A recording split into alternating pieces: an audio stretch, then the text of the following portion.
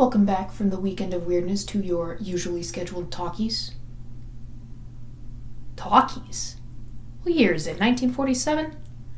I mean, I did sleep in hair curlers, hence the poof, so it may as well be. Maybe that's what I'll do. I'll do weird weekends and then normal weekdays for the rest of VEDIF.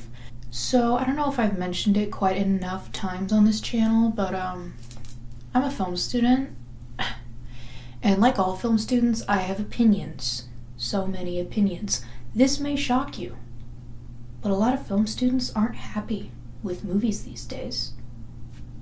I know, hot take. But bear with me. I will say my issues are not the usual, big budget movies these days, we've lost the art of cinema, ha. That's whatever. My issue is movies are really afraid to be cheesy.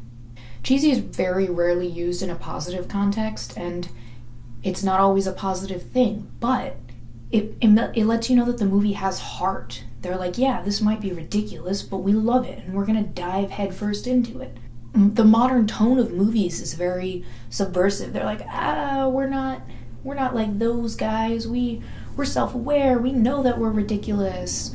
We're gonna make a joke and totally undermine whatever emotional weight this moment was about to have. And I really miss those emotional moments, because they make me emotional. You know, the music swells, it goes into a little bit of slow-mo. Inexplicably, everything is deflecting off of our hero. It's cool. The culmination of everything that's been leading up to it. Now your hero is soaring or strutting or whatever. Since I'm talking about heroes, we can compare two really recent films. See, I can be topical. Thor Ragnarok and Wonder Woman. Thor Ragnarok was hilarious and I loved it. But I didn't feel the stakes. And the stakes were high. The stakes were obliteration, but I didn't feel it because every time it got to that kind of swelling moment, they made a joke. And it just kind of undercut any kind of emotional weight that it might have had.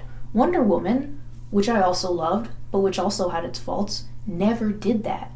And not to say the film was completely dry, there were jokes in Wonder Woman, but they let those moments swell. They were like, yes, the No Man's Land sequence. The No Man's Land sequence.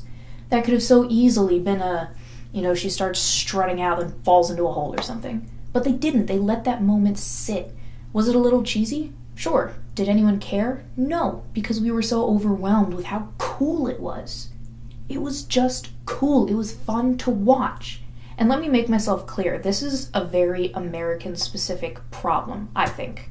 Obviously, I don't know everything there is to know about international cinema, but when I was in India over the winter, I wasn't just there hanging out. I was there taking a film course. And one of the main things we learned is that Indian cinema is made under the assumption that you know it's not real.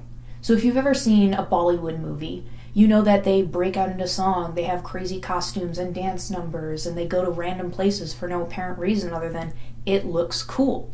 And there's never an explanation in the plot because there doesn't need to be, because it just is that way. This is how they've chosen to tell the story, with this cool visual and this cool song. And Indian audiences aren't thrown by that because they walk into the movie knowing it's not real. American films, on the other hand, are really preoccupied with reality and realism and suspension of disbelief and pulling you in and making you think it's a real world that everything is taking place in.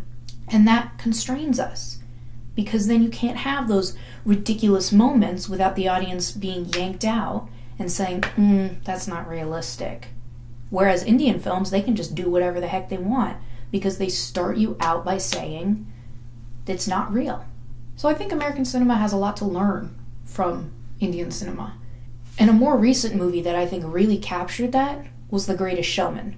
I've seen it twice now. The second one was against my will, but that's another story. The Greatest Showman embraces the fact that it's a fantasy. Yes, it was based on a true story, but the film tells you right off the bat that, that truth happened and that's its own thing. This is the story we're going to tell you. Come with us on this journey, kind of embrace it, and look. The big opening number is The Greatest Show. The movie tells you off the bat this is a show. Did the movie need to put Zendaya in slow motion when Zac Efron first saw her? No. But it was awesome. Because honestly, don't we all kind of see her in a glowy slow motion when we look at Zendaya? I know I do. Gay aside, The Greatest Showman embraced itself. It didn't undermine itself. And like Wonder Woman, it wasn't a completely dry film. It was just a film full of heart. And I'm not trying to say that Thor Ragnarok didn't have any heart, or that none of those funny movies or Deadpool or things like that don't have heart. But it's really hard to care about the characters when the characters don't seem to care about their own predicament. You know what I'm saying? And this is a fine line to walk, because if a movie takes itself too seriously, you end up with really dry, glum, unpleasant movies. And movies are supposed to be something that you enjoy watching. You're not supposed to suffer through them like, oh, I have to watch this again. But that line isn't as difficult to toe as a lot of filmmakers seem to think it is. You know, you don't have either Batman vs. Superman or Thor Ragnarok. There are happy middles.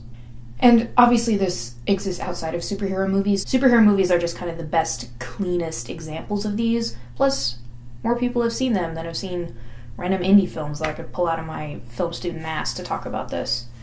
So that's all I've got for you today. The rest of the week is probably going to be more talkies about movies. I'm going to call these talkies from now on. Because, like, everyone does vlogs, but I'm the only one that does talkies. So make sure to smash that subscribe button and ding that bell so you know when I make a new video. And give this video a big thumbs up. No medium or small thumbs ups. I will know. And I will find you.